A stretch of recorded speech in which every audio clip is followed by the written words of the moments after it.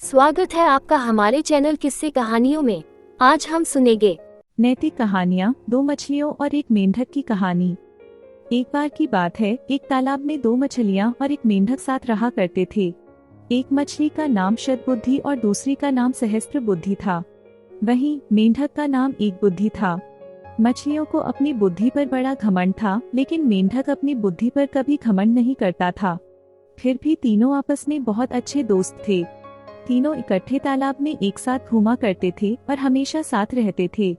जब भी कोई समस्या आती तो तीनों साथ मिलकर उससे निपटते थे। एक दिन नदी के किनारे से मछुआरे जा रहे थे। उन्होंने देखा कि तालाब मछलियों में भरा हुआ है। मछुआरों ने कहा, हम कल सुबह यहाँ आएंगे और बहुत सारी मछलियाँ पकड़कर ले जाएंगे। मेंढक ने मछुआरों की सारी बातें सुन ली थी। वह तालाब में मौजूद सभी की जान बचाने के लिए अपने दोस्तों के पास गया। उसने शतबुद्धि और सहस्त्रबुद्धि को मछुआरों की सारी बात बताई। एक बुद्धि मेंढक ने कहा, उन्हें अपनी जान बचाने के लिए कुछ करना चाहिए। दोनों मछलियां कहने लगी, हम मछुआरों के डर से अपने पूर्वजों की जगह छोड़कर नहीं जा सकते हैं। दोनों ने फिर कहा, हमें डरने की जरूरत नहीं है, हमारे पास इतनी बुद्धि है कि हम अपना बचाव कर सकती हैं। वहीं एक बुद्धि मेंढक ने कहा, मुझे पास में मौजूद एक तालाब के बारे में पता है जो इसी तालाब से जुड़ा है। उसने तालाब के अन्य जीवों को भी साथ चलने को कहा, लेकिन कोई भी एक बुद्धि मेंढक के साथ जाने को तैयार नहीं था, क्योंकि सभी को शतबुद्धि और सहस्त्रबुद्धि पर भरोसा था कि वो उन सब की जान बचा लेंगी।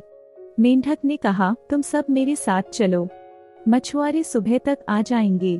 इस पर सहस्त्रबुद्धि ने कहा, उसे तालाब में छिपने की एक जगह पता है। शतबुद्धि ने भी कहा, उसे भी तालाब में छिपने की जगह मालूम है।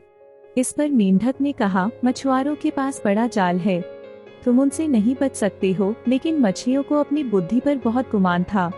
उन्होंने मेंढक की एक न सुनी, लेकिन मेंढक उसी रात अपनी पत्नी के साथ दूसरे तालाब में चला गया। शतबुद्धि और सहस्त्रबुद्धि ने एक बुद्धि का मजाक उड़ाया। अब अगली सुबह मछुआरे अपना जाल लेकर वहां आ पहुँचे। उन्होंने तालाब में जाल डाला। तालाब के सभी जीव अपनी जान बचाने के लिए भागने लगे, लेकिन मछुआरों के पास बड़ा जाल था, जिस कारण कोई भी बचकर नहीं जा सका। जाल में बहुत सारी मछलियां पकड़ी गईं।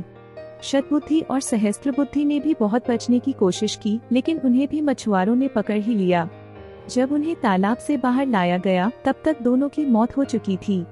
शतबुद्धि और सहस्त्रबुद्धि का आकार सबसे बड़ा था, इसलिए मछुआरों ने उन्हें लग रखा था।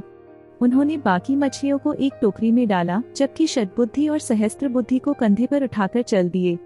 जब वह दूसरे तालाब के सामने पहुंचे तो एक बुद्धि मेंढक की नजर इन दोनों पर पड़ी। उसे अपने मित्रों की यह हालत देख बड़ा दुख हुआ। उसने अपनी पत्नी से कहा कि काश इन दोनों ने मेरी बात मान ली होती तो आज ये जिंदा होती। कहानी से सीख, कभी भी अपनी बुद्धि पर घमंड नहीं करना चाहिए।